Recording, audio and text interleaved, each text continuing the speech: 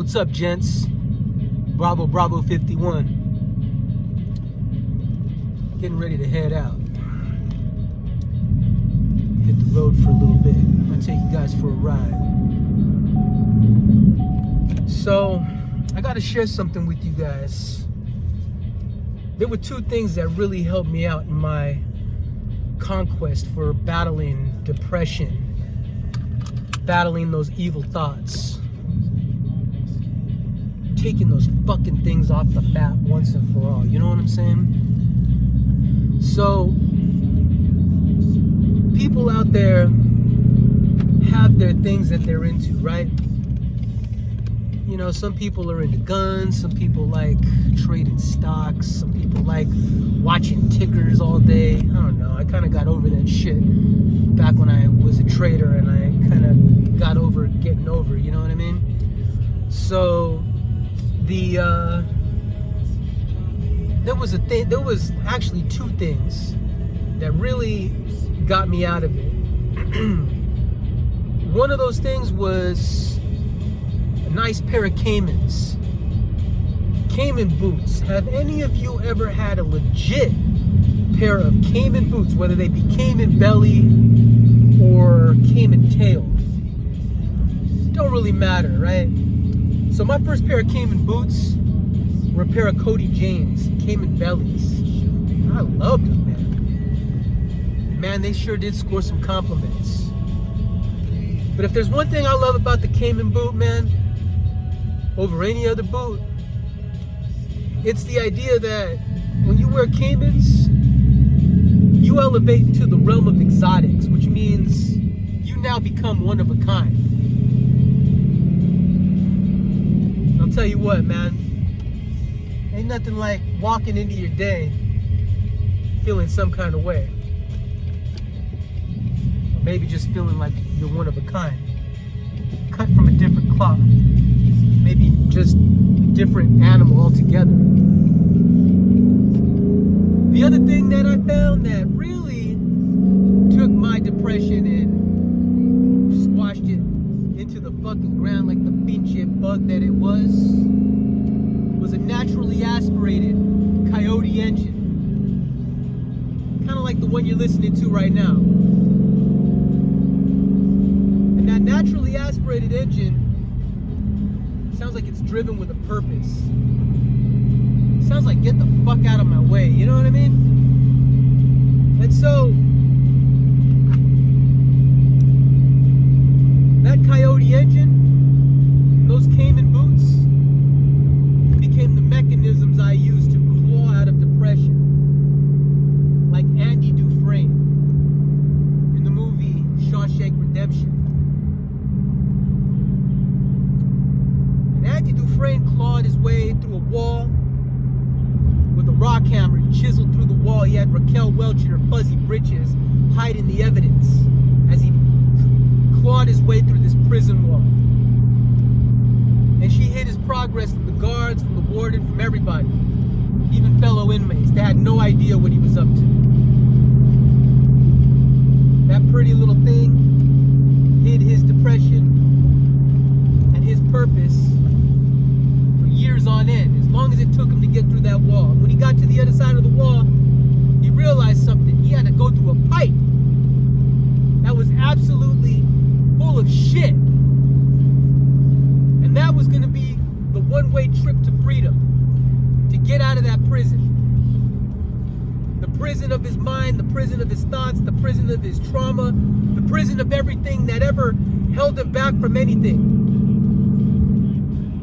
But on the other side of that wall was a freedom that had a flavor that nobody but him would ever understand.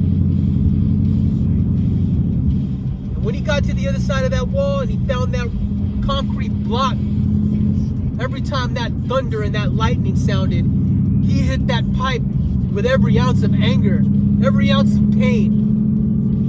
He cracked that fucker wide open and shit came out of it from all angles. Covered him up something nasty. He didn't care.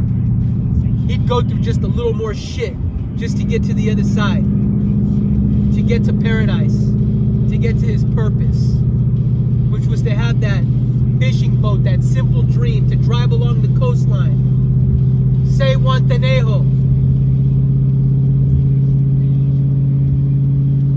Sometimes I feel like Andy Dufrense. Sometimes I feel like that rock hammer is my soul. And with all my soul, I am clawing through the walls that have been put up around me to cage me in, to keep me fucked up, to keep my mind in a perpetual state of shit, like that fucking pipe that he broke through. When I get to the other side of that wall, my soul is worn down to the fucking nub. But when I get there, I got something else that's worse than a rock hammer. That's worse than any hammer you could even swing at anything. A piece of concrete, so fucking hard and so dense that it'll cave fucking solid steel, eroded copper, that shuttle shit that's been worn down just like that fucking nub that represents my soul. But the concrete's harder. The concrete represents pain. The concrete represents suffering. To go through all that shit, to be hardened like a fucking diamond, just to go through a little bit more shit to become the absolute gem that you're destined to be. Ladies and gentlemen, Caiman boots and Coyote engines represent the spirit of Andy Dufresne and any free spirit out there that got tired of getting caged in, that was bigger than the walls, that was harder than the pipe carrying the shit. That part of your soul and your spirit that yells, get busy living or get busy fucking dying. You want to end up like Brooks, where you don't know how to fucking live outside of your walls? Or do you want to fly over those walls like that beautiful Italian sonnet that was singing to high heavens during the work party, that interrupted everything, time and space? Nobody had a fucking clue what any of that shit meant, but they knew it was the most beautiful sound that not even the walls, not even the pipes could ever contain. And today I realized that I am that beautiful sound. And my voice was meant to elevate others. Hear me now.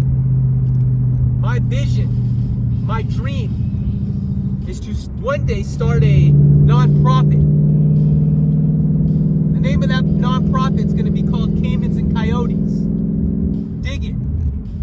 Caimans and Coyotes is inspired by the two things that clawed me out of depression.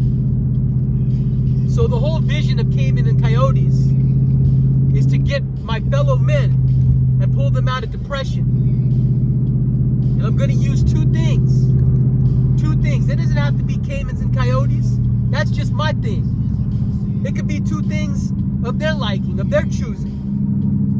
And my nonprofit is going to 10x those two things for certain people who are going through it. In particular, certain men. Because we need to elevate the men in our society so that we can rescue our society that's in the fucking toilet right now. You want to rescue the family?